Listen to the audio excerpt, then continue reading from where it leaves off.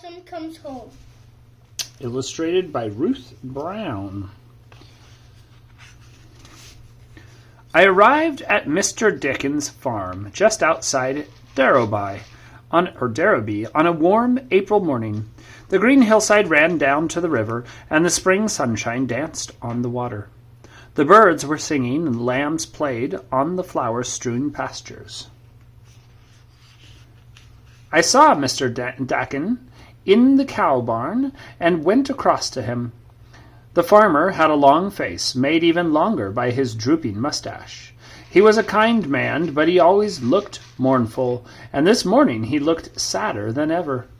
I had come to examine a litter of piglets who had upset tummies, but Mr. Dakin seemed in no hurry to leave the barn. He was gazing at his old short-horn cow, Blossom. "She's got to go, Mr. Harriet." "Old Blossom? Why?" I asked. "It's not paying me to keep her any more. She's not giving enough milk now, and I have to sell plenty of milk to keep my farm going. Jack Dodson is coming this morning to take her to the market." He rested his hand briefly on the old cow's back. "I'm right sorry to see her go. She's like an old friend. She stood in that stall for 12 years, and she's given me thousands of gallons of milk. She doesn't owe me anything." There were only 6 cows in the old cobbled barn with its low roof and wooden partitions, and they all had names. You don't find cows with names anymore, and there aren't many farmers like Mr. Dakin who somehow scratch a living from a herd of 6 milking cows and a few calves, pigs, and hens.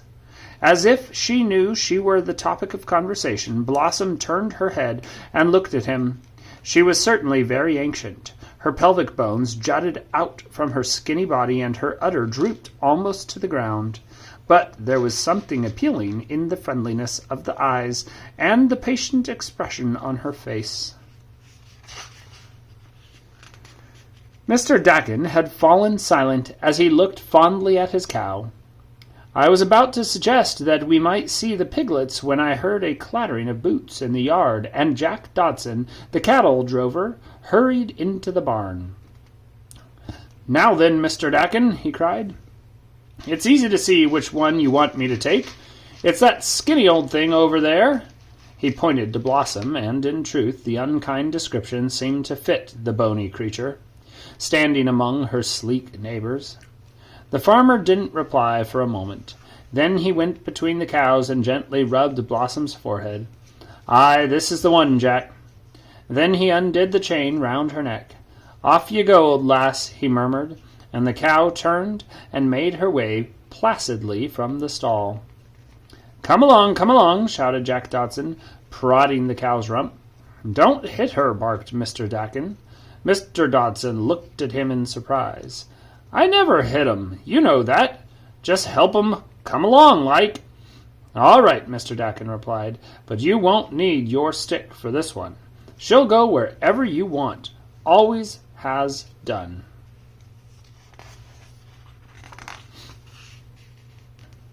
Blossom proved him right, and ambled across the yard. She turned up the track to join a group of fat bullocks and cows standing on the road high above. A boy and a dog circled them, keeping them together. The farmer and I stood watching as Blossom made her way unhurriedly up the hill, Jack Dodson following behind her. As the path wound behind an old gray barn, man and beast disappeared. But Mr. Dakin still gazed after them, listening to the clip-clop, the hooves on the ground. When the sound had died away, he turned to me quickly. "Right, Mr. Harriet? We'll get on with seeing those little pigs." There were 12 squealing piglets in the sty with their mother. The farmer gently picked each one of them up and held it while I gave it an injection, which would make it better. This took me about 15 minutes, and I tried to pass the time by talking about the weather, cricket matches, and other things. But Mr. Dakin replied only with a series of grunts. I could see that he was still sad about Blossom. I, too, was thinking about the old cow as I drove away from the farm, up the track and onto the road above. On my way home I had to pass through the nearby village of Briston, and as I arrived I saw the herd of cattle at the far end of the street. Mr. Dotson was making another collection, and the boy was chatting to some friends by the roadside. I could see Blossom at the rear of the group, with her head turned back, looking back. Briston was where Mrs. Pickering lived with her 3 basset hounds and Buster, the cat who was once her Christmas Day kitten. One of the dogs had broken his leg a month before, and I had to remove the plaster cast this morning. I lifted the dog onto the table, and while I was cutting away the plaster, Buster kept frisking around, pawing playfully at my hands, as the solemn-faced Bassets looked on disapprovingly. After I had taken off the cast, I could see the leg had set very well. "He'll be fine now, Mrs. Pickering," I said. Just then I saw a single unattended cow trot past the window. This was unusual, because cows always have somebody in charge, and anyway, there was something familiar about this one. I hurried to the window, and I looked out. It was Blossom! "Please excuse me," I said to Mrs. Pickering. I packed my bag quickly, and I rushed out to my car. Blossom was moving down the village street at a good pace, her eyes fixed steadily ahead as though she were going somewhere important. What on earth had happened?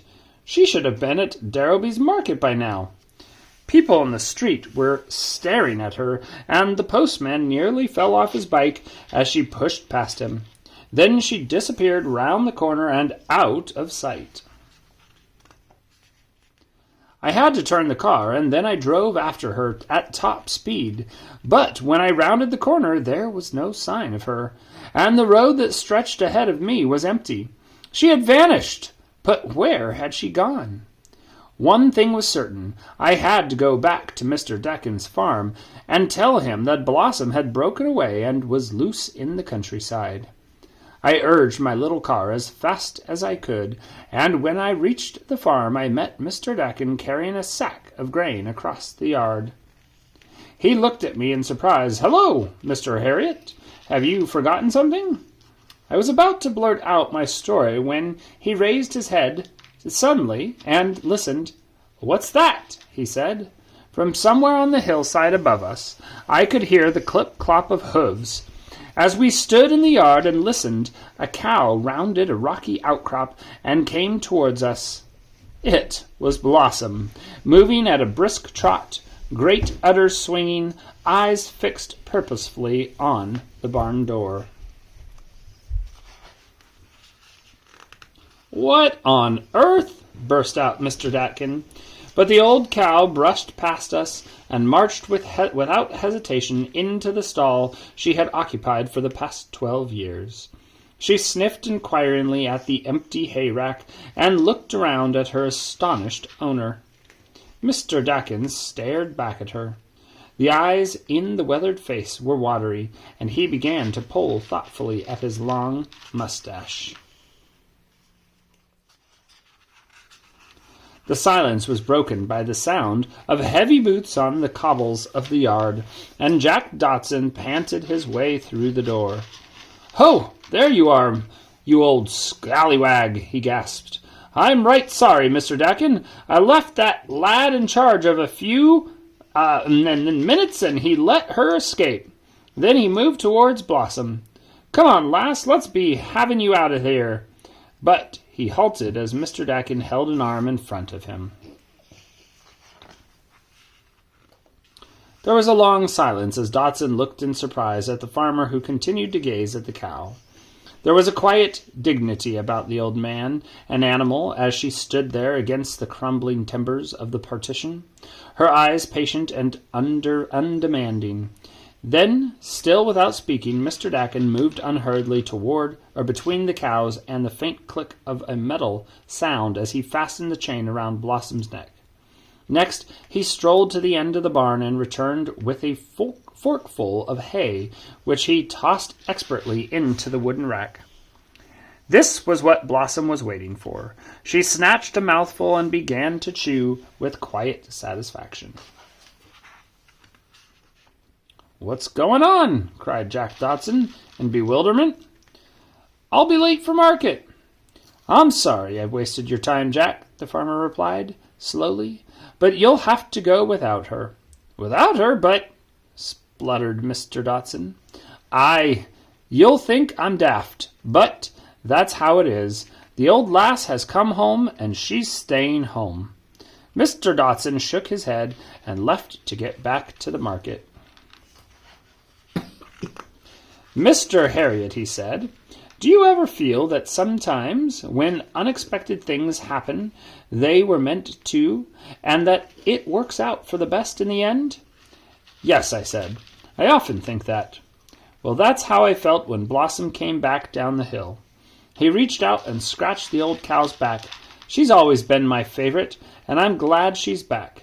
I was still puzzled, but I can't understand how she got here. Why didn't I see her on the road? Where did she disappear to?" A smile spread across Mr. Datkin's face, and he pulled again at his long mustache. "Oh, there's another way to the farm, a little path which starts near the village, and Blossom knows that path." "Oh, aye, the old girl knows everything about this place." I looked at the 6 cows in a row. "Didn't you say that you couldn't afford to keep her?" I asked, worried. "That's right. But I've had an idea," the farmer replied. "I can put 2 or 3 calves on her to I could put 2 or 3 calves onto her instead of milking her. The old stable across the yard is empty, and she can live in there quite happily." "What a wonderful idea, Mr. Dakin. She'll be very comfortable. And she'll suckle 3 calves easily. She would probably pay her way." "Well, I'm not worried about what or that," said the farmer, smiling. "After all these years, she doesn't owe me anything. The important thing is that Blossom has come home. And there she is, with her calves." What do you think, Apollo? Was that a good story? Mm-hmm. The cow came home? I could tell the farmer was missing her from the beginning. Mm-hmm. Yeah. I think he'll be happy regardless of what she does, don't you? Mm-hmm. It's hard to separate with some of your best friends, even when they're cows. Yeah. So, even if they were dogs. Yeah. So, well, especially if they're really friendly like this cow. And will follow you like a dog. All right. Well, especially if they're like Marshall. Like our dog, yeah. Well, what do we say to our audience? Don't follow us like dogs. Follow us like this cow followed her farmer home. Subscribe to our YouTube channel. Adios! Adios!